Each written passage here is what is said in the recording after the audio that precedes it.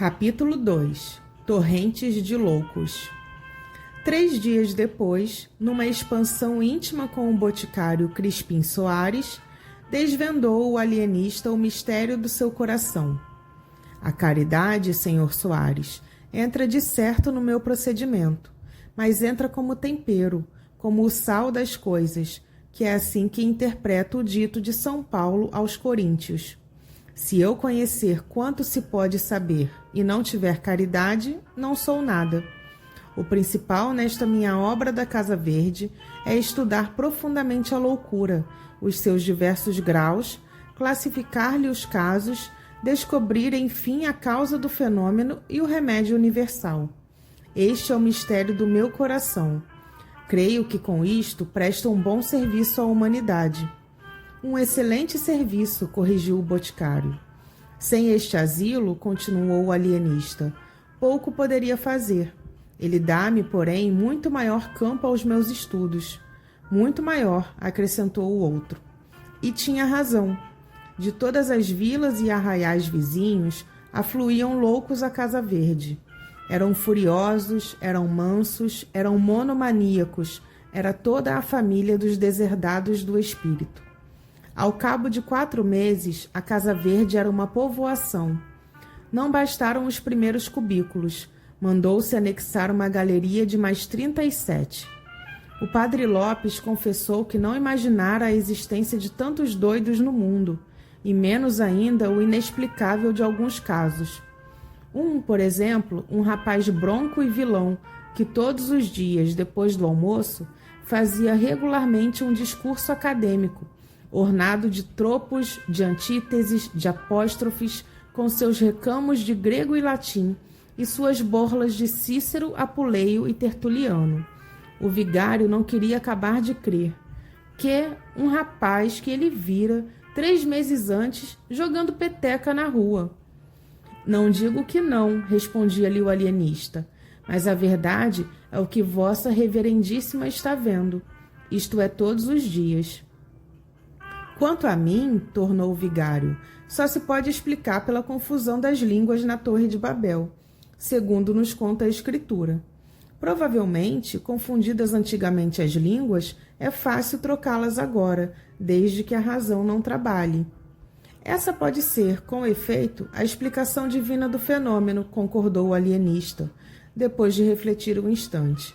Mas não é impossível que haja também alguma razão humana e puramente científica, e disso eu trato. Vá que seja, e fico ansioso, realmente. Os loucos por amor eram 3 ou 4, mas só 2 espantavam pelo curioso do delírio. O primeiro, um falcão, rapaz de 25 anos, supunha-se estrela d'alva, abria os braços e alargava as pernas, para dar-lhes certa feição de raios, e ficava assim horas esquecidas a perguntar se o sol já tinha saído para ele recolher-se. O outro andava sempre, à roda das salas ou do pátio, ao longo dos corredores, à procura do fim do mundo. Era um desgraçado, a quem a mulher deixou por seguir um peralvilho. Mal descobrira a fuga, armou-se de uma garrucha e saiu-lhes no encalço.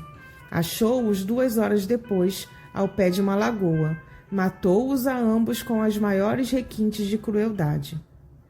O ciúme satisfez-se, mas o vingado estava louco. E então começou aquela ânsia de ir ao fim do mundo à cata dos fugitivos. A mania das grandezas tinha exemplares notáveis.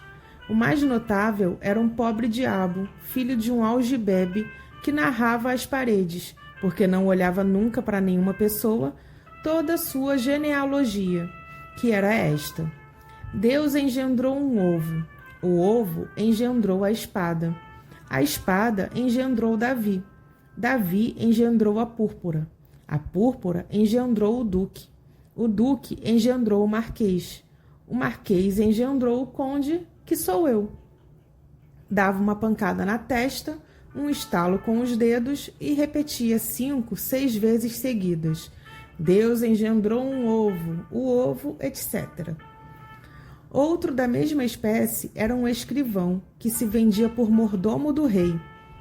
Outro era um boiadeiro de Minas, cuja mania era distribuir boiadas a toda a gente. Dava 300 cabeças a um, 600 a outro, 1.200 a outro e não acabava mais.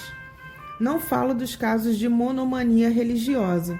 Apenas citarei um sujeito que, chamando-se João de Deus, dizia agora ser o Deus João e prometia o reino dos céus a quem o adorasse e as penas do inferno aos outros. E depois desse, o licenciado Garcia, que não dizia nada, porque imaginava que no dia em que chegasse a proferir uma só palavra, todas as estrelas se despegariam do céu e abrasariam a terra. Tal era o poder que recebera de Deus. Assim o escrevia ele no papel que o alienista lhe mandava dar, menos por caridade do que por interesse científico. Que, na verdade, a paciência do alienista era ainda mais extraordinária do que todas as manias hospedadas na Casa Verde. Nada menos que assombrosa. Simão Bacamarte começou por organizar um pessoal de administração e, aceitando essa ideia ao boticário Crispim Soares, aceitou-lhe também 2 sobrinhos, a quem incumbiu da execução de um regimento que lhes deu, aprovado pela Câmara, da distribuição da comida e da roupa, e assim também da escrita, etc. Era o melhor que podia fazer para somente cuidar do seu ofício.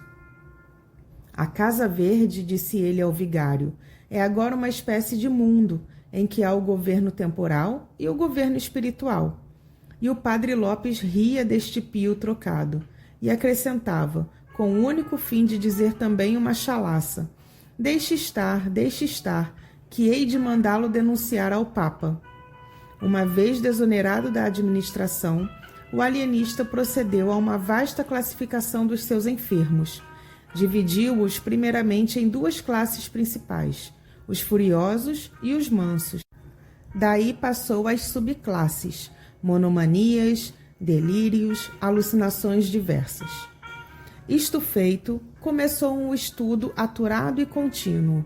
Analisava os hábitos de cada louco, as horas de acesso, as aversões, as simpatias, as palavras, os gestos, as tendências, inquiria da vida dos enfermos profissão, costumes, circunstâncias da revelação mórbida, acidentes da infância e da mocidade, doenças de outra espécie, antecedentes na família, uma devassa, enfim, como a não faria o mais atilado corregedor. E cada dia notava uma observação nova, uma descoberta interessante, um fenômeno extraordinário. Ao mesmo tempo, estudava o melhor regime, as substâncias medicamentosas, os meios curativos e os meios paliativos, não só os que vinham nos seus amados árabes, como os que ele mesmo descobria à força de sagacidade e paciência. Ora, todo esse trabalho levava-lhe o melhor e o mais do tempo. Mal dormia e mal comia, e ainda comendo era como se trabalhasse, porque ora interrogava um texto antigo, ora ruminava uma questão, e ia muitas vezes de um cabo a outro do jantar sem dizer uma só palavra a dona Evarista.